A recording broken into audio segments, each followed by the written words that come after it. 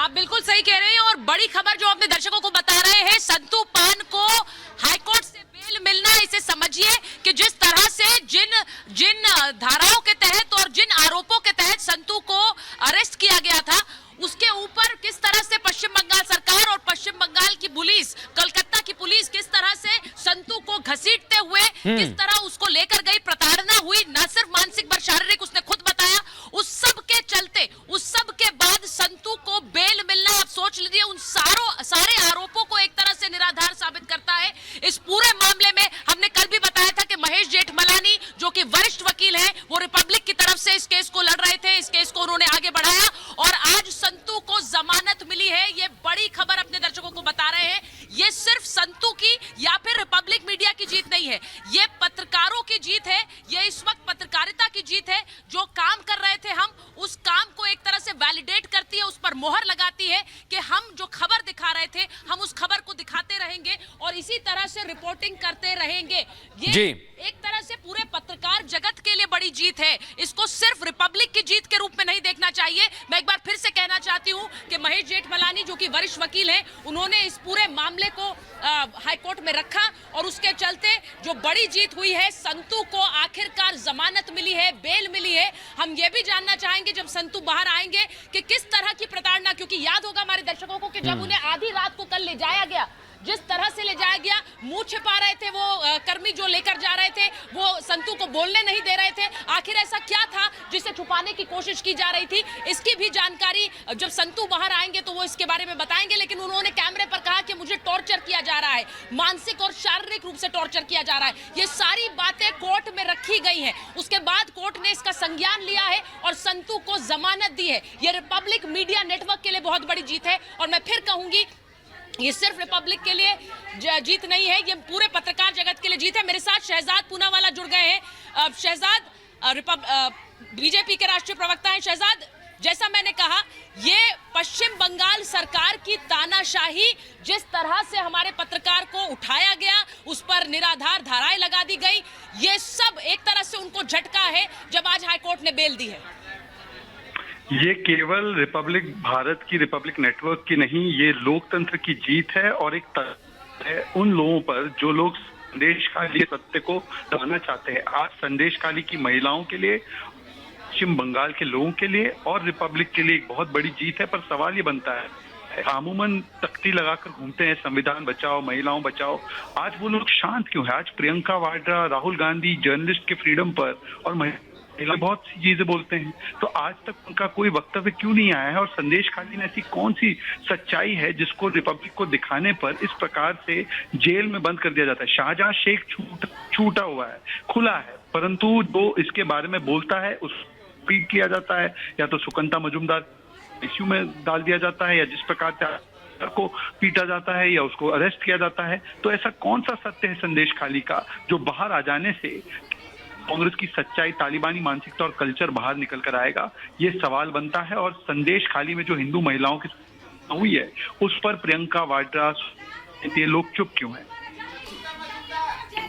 मैं आपसे ये कहूंगी कि इस वक्त हमारे पास डिटेल्स भी सामने आ रही हैं, जिस तरह से कोर्ट में ये प्रोसीडिंग हुई है। आप न्यूज रूम की तस्वीर देख सकते हैं, किस तरह से रिपब्लिक बांग्ला का वो न्यूज रूम जहां पर तालियां बजाई गई, हमारे रिपब्लिक भारत के न्यूज रूम में जब तालियां बजाई गई जिस वक्त संतू के बेल की खबर आई है, जमानत की खबर आई है। मैं फिर से कहूंगी शहजाद, संदेशखाली में ऐसा क्या है? एक रिपोर्टर को पकड़ सकती है वो सरकार, लेकिन वहां पर जो प्रताड़ना करने वाला शाहजहां शेख है, वो अभी तक पकड़ा नहीं जाता। ये अपने आप में उस सरकार के काम करने के तरीके पर सवाल है। ये देखिए, नाम ममता बनर्जी है पर सरकार निर्मम है वाली सरकार है, और इसीलिए जो सच्चाई दिखता है उसको तो जेल में डाला जाता है और जो चाटुकारिता करता है उसको राज्यसभा में भेजा जाता है। और वो इनके गुंडे हैं जो इस प्रकार की तालिबानी मानसिकता से प्रताड़ना करते हैं हिंदू महिलाओं का, उनको भगा दिया जाता है। तो ये मॉडल आप देखिए कि अगर आप चाटुकारिता करोगे तो राज्यसभा भेजे जाओगे, और अगर आप अर्नब की तरह सवाल पूछोगे तो आपके पत्रकारों को रद्द किया जाएगा। ये असली ममता ये आज ऊपर एक भी सरकार पर तमाचा है, लोकतंत्र का तमाचा पड़ा है। मैं एक बार अपने दर्शकों को शहजाद ये जरूर बताना चाहती हूँ कि हाईकोर्ट में इस फैसले के बाद जज ने क्या कहा है। जज ने जो बातें कही है वो इंपॉर्टेंट है। जज ने जो बातें कही है, जज ने कहा है कि आप एक मासूम पत्रकार हैं, you are an innocent journalist. जज ने कहा कि जो वाकई में गुनाहगार है, the real culprits are making mockery of the law, जो सच में गुनाहगार है वो तो कानून का मखौल बना रहे हैं, मजाक बना रहे हैं। उन्होंने ये भी कहा कि जो सारी ऊर्जा है एक तंत्र की, प्रशासनिक तंत्र की, वो एक पत्रकार को जेल में डालने के पीछे लगी हुई है। और ये भी कहा कि हमें बुरा लग रहा है, I feel sorry for the police officers, यानी कि जो पुलिस अफसर हैं उनके लिए हमें बुरा लग रहा है, क्योंकि उन्हें किस तरह से सरकारी तंत्र को लगाया गया है एक पत्रकार के पीछे। सुकांता मजुमदार हमारे साथ जुड़ गए हैं, वरिष्ठ नेता है। सुकांता जी, ये बड़ी जीत है। मैं जैसा कहा मैंने, सिर्फ रिपब्लिक मीडिया नेटवर्क के लिए नहीं, पूरे पत्रकार जगत के लिए। देखिए, ये पूरी पत्रकार जगत के लिए नहीं, पूरे देश के डेमोक्रेसी के लिए, पश्चिम बंगाल की डेमोक्रेसी के लिए एक बड़ी जीत है। और जो अभी आप बोल रही थी कि जो ऑब्जर्वेशन है कोर्ट के, वो ऑब्जर्वेशन दिखलाता है कि पश्चिम बंगाल की जो सरकार है, ममता बनर्जी की सरकार है, वो सरकार पूरी तरीके से पॉलिटिकल पार्टी बन गई है। सरकार नाम की कोई चीज ही नहीं है। ऐसा लग रहा है कि पॉलिटिकल पार्टी सत्ता पे बैठी हुई है। तो ये जो ममता बनर्जी जो आवाज डेमोक्रेसी में ऑपोजिशन का आवाज जो होता है, जो मीडिया का आवाज होता है, वो दबाने की जो कोशिश कर रही है और जिस तरीके से कोशिश कर रही है, ये डेमोक्रेसी को खत्म करने की कोशिश है। मुझे लगता है कि ममता बनर्जी एक समय कांग्रेस करती थी और कांग्रेस में इंदिरा गांधी जी ने एक समय इमरजेंसी लाई थी। तो ममता बनर्जी उसी राह पे कोशिश कर रही है कि पश्चिम बंगाल में अलिखित अनऑफिशियल इमरजेंसी लागू हो, और लागू हो चुका है। कुछ एरिया में अनऑफिशियल इमरजेंसी लगा के रखी है ममता बनर्जी ने। आप बड़ी बात कह रहे हैं सुकांता दा, आप कह रहे हैं अनऑफिशियल इमरजेंसी। वाकई में यही तस्वीर इस वक्त पश्चिम बंगाल की थी, लेकिन हमें इस बात पर गर्व महसूस करना चाहिए कि हाईकोर्ट ने इसे देखा है और इसीलिए बेल दी है। आचार्य प्रमोद कृष्णम इस वक्त हमारे साथ जुड़ रहे हैं। आचार्य जी, जिस तरह की खबरें आ रही हैं, सुचरिता बोल रही हूं, जिस तरह की खबरें आई हैं, अब बेल हमारे पत्रकार को मिली है। मैं बार बार कह रही हूं, पश्चिम बंगाल में जिस तरह की तानाशाही थी, जिसके चलते एक पत्रकार को उसके काम करने से रोका जा रहा था, आज हाईकोर्ट ने उस पर एक तरह से संज्ञान लेते हुए पत्रकार को न सिर्फ बेल दी है, बल्कि प्रशासनिक तंत्र पर सवाल उठाया है। आचार्य जी, देखिए, भारत एक लोकतांत्रिक देश है। भारत एक बहुत खूबसूरत लोकतंत्र है। भारत के लोकतंत्र के 4 स्तंभ हैं, जिसमें एक विधायिका, कार्यपालिका, न्यायपालिका है। उसके अलावा पत्रकारिता भी एक स्तंभ है, मीडिया भी एक स्तंभ है। और मीडिया को पूरा हक है कि वो निष्पक्ष पत्रकारिता करे।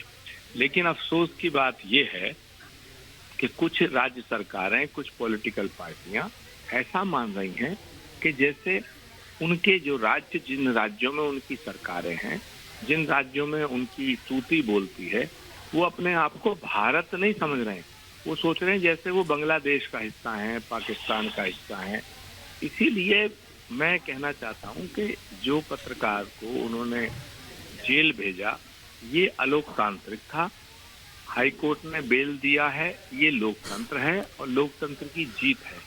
लेकिन मैं ऐसे सभी पॉलिटिकल पार्टी को, सभी पॉलिटिशियन को ये निवेदन करना चाहता हूं कि वो किसी भी राज्य के मुख्यमंत्री हों, किसी भी राज्य के मंत्री हों, या कोई राज्य में उनकी सरकार हो या ना हो, वो भारत का हिस्सा है। अपने आप को भारतीय जरूर समझें, चाहे वो किसी भी पार्टी के नेता हों।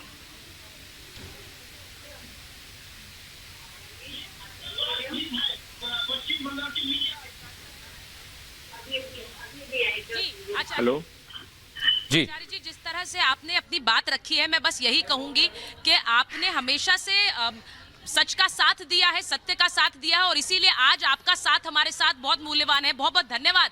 मैं एक बार बता दूं, श्वेता हमारे साथ है। श्वेता ने संदेश खाली से पूरी रिपोर्टिंग की। श्वेता, एक बार बताया जा रहा है, मीनाक्षी के पास जरा चलते हैं, क्योंकि वहां जिस तरह से ये बड़ी जीत है, हमारे लिए बड़ी जीत है, पत्रकारिता के लिए बड़ी जीत है। मीनाक्षी, जरा बताइए वहां से खबरें क्या आ रही हैं?